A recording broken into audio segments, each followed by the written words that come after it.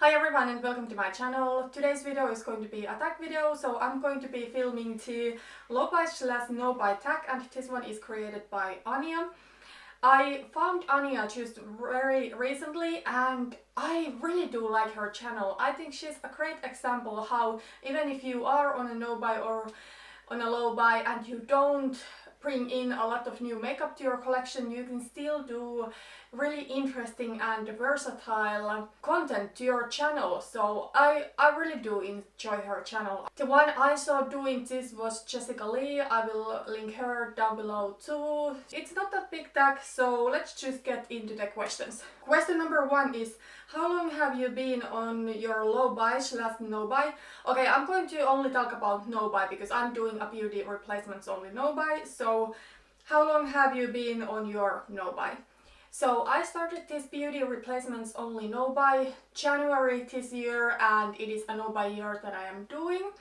So I have been on this no-buy for a little bit over 10 months for now, and I'm still going to continue 2 months with this no-buy, and after that I hope I can maintain kind of like a low-buy lifestyle. I hope I can, but I think I will need to set some sort of rules for myself. Question number two, what motivated you to try a no-buy? Well, the biggest reason for me why I decided to go on this no-buy was that I was really overwhelmed with my collection. I had a lot of makeup that I really didn't have chance to use, and that didn't feel good to me. I know many people love to collect makeup and it doesn't bother them if they have huge collections and they don't have chance to use everything, but that really did bother me. And also I noticed that I do have some sort of shopping problems, like I knew I shouldn't buy more makeup, but I still kept buying new makeup, even though I knew that these new things that I buy will be just sitting in my collection. I kind of had like FOMO, like I need to have this in my collection and I don't want to be without this, and this palette is so unique, or whatever my excuse was. And when I got the order to home, I was already looking for the next thing to purchase, so I realized I had shopping problems. Also, I wanted to be better with my money. Before this year, all of my money that was extra went straight into makeup or clothing, and it was kind of like fun money to me. I had no idea how to save, and overall I think I wasn't really acting like an adult with my money. I was kind of like a teenager, just spending their money to whatever they want to and not really think about what is smart to do with my money. So I also wanted to be better with my money. So I had a lot of reasons to go on this no-buy. Question number three is, are there any YouTubers who motivated or inspired you on your no-buy journey? The one who inspired me to go on this journey the most was Louise Poston, even though I will say I don't really watch her channel anymore, but she was doing a no-buy year in 2018 and I was really inspired by that. I loved to watch her monthly updates and I knew that's something I should do too. Some people who really inspire me to do well in my no-buy are Jessica Lee. I already mentioned her. I mean, she has been on a no-buy for almost 2.5 years. Like, can you imagine? I think that's so inspiring and I just love to watch every single one of her no-buy updates. Some other YouTubers who inspire me, well, Whitney Hedrik. She does really interesting content about consumerism. Also Rachel Stephanie, I really do love her channel. She does also some panning. I love her palette updates. Then one is Tarable Decisions. She's also doing a no-buy year this year. And I'm sure there's a lot of other people. I'm sorry if I forget to mention someone. But overall, people who are trying to be smarter consumers, I think that kind of content is what is for me good to watch during this year. To be honest, I don't really watch that many channels anymore that are really focused on, reviewing new products. Emily Noel is probably the biggest one, but I don't know if I even watch her that much for her reviews. I mainly watch her because I just love her. But overall, I think for me it's better to watch content that is not focused on the latest thing and is more focused on using your own collection, whether it is just like shopping your stuff or project planning or whatever. I personally am project planner, so I love to watch a lot of project planning content, but also there are some other channels that are not so planning focused, but I think that the YouTuber is really smart with their money and doesn't accumulate like too much of makeup. One example of this would be Sarah Rose. I really do enjoy her channel. Kelly Gooch is another one. I think like they try to keep their collections curated, and I think that is what I want in future. Like even if I buy new makeup, sometimes I don't want it to be constantly that I'm bringing in new things. Question number 4 is, what is a positive aspect that you have experienced in your no-buy? I think there's a lot of positives. I have learned a lot. That one I will say later because it's the last question, that what you have learned. But some positives, I do have so much more space now in my makeup collection. I have also done some decluttering, but you know, that was a big goal for me, that I wanted to have smaller and more curated collection of only things I really love. I don't think I'm quite there with all of my categories, but with some categories I am there already, and I think thanks to that go firstly to my no-buy year, because I haven't brought in new products, but also I have done project planning, and then I have decluttered products that I really dislike too.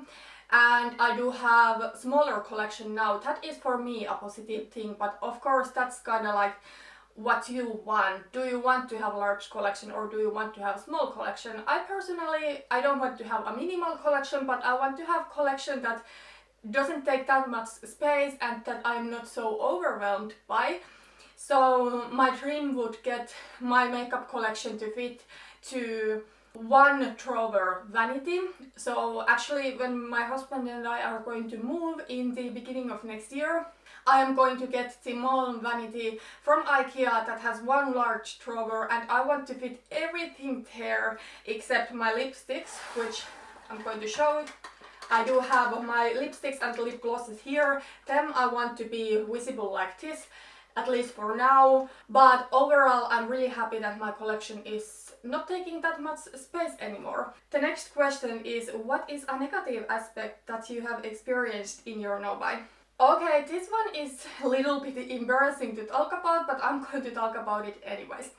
So of course, if you have kind of like addictive behavior towards something, and for me it was shopping last year before my no-buy year, and if you're going to cut it off, it's very likely that the addiction is going to transfer. And I'm using the word addiction quite loosely here, like I know there are far worse addictions, but you know, it's very likely that your addiction is going to transfer to another thing. And for me it happened in the beginning of the year, that when I couldn't buy makeup anymore, or I tried to do also a clothing low buy, that didn't work out quite as planned because I'm working in a clothing store.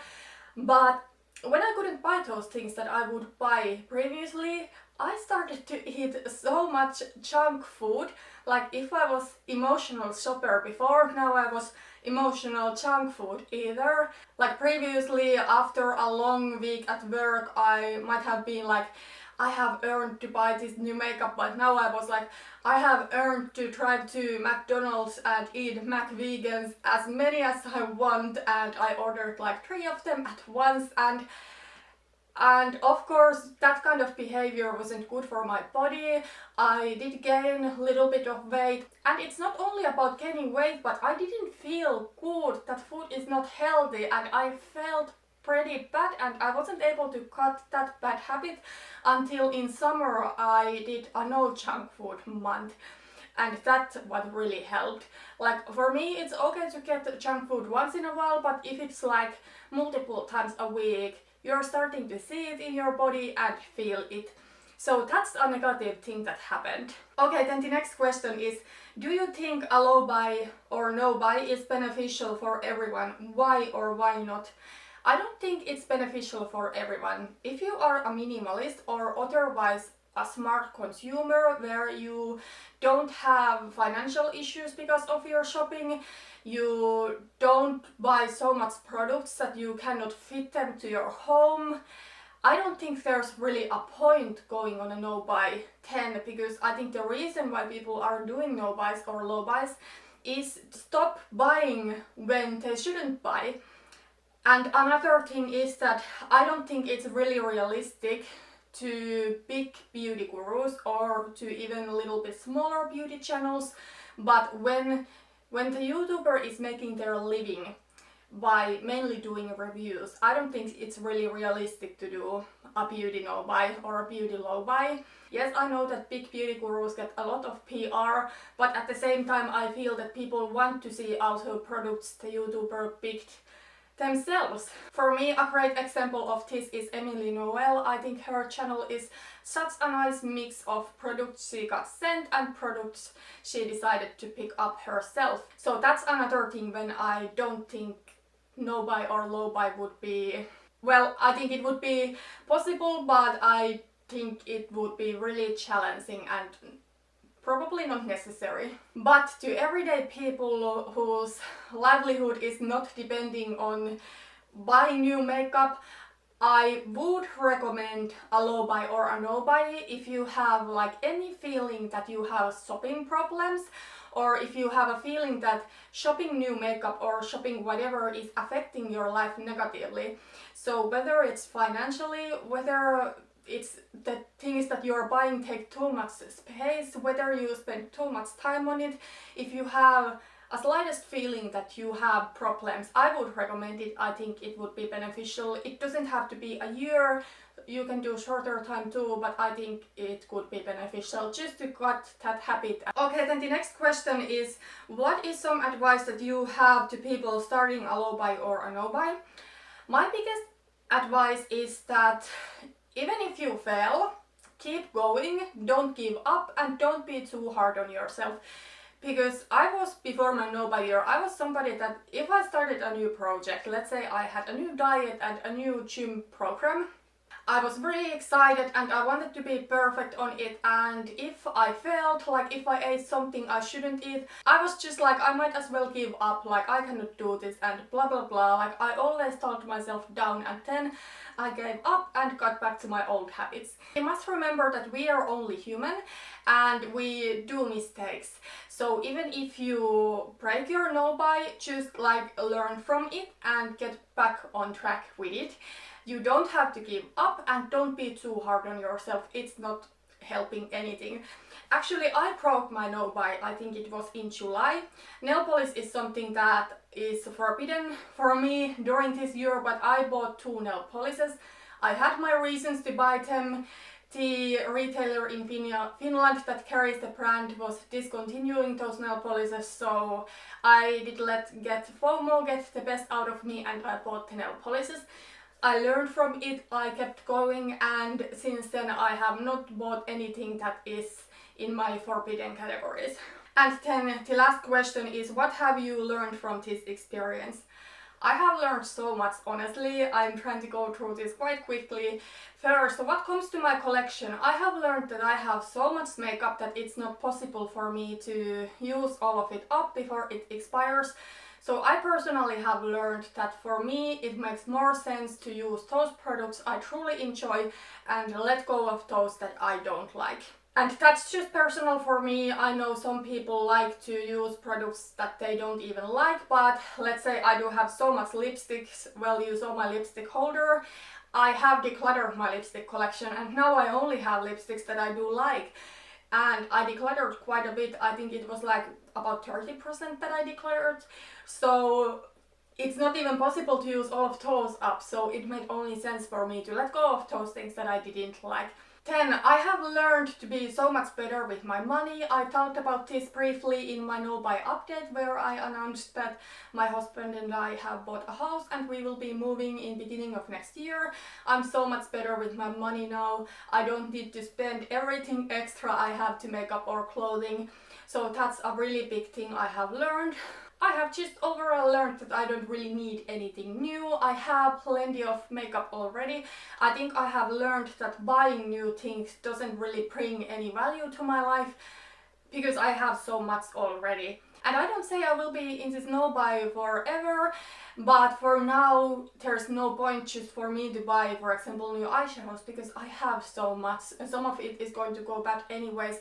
If I'm going to bring in something new, it's only going to sit in my collection. I will not be able to get as much use out of it as I would like to.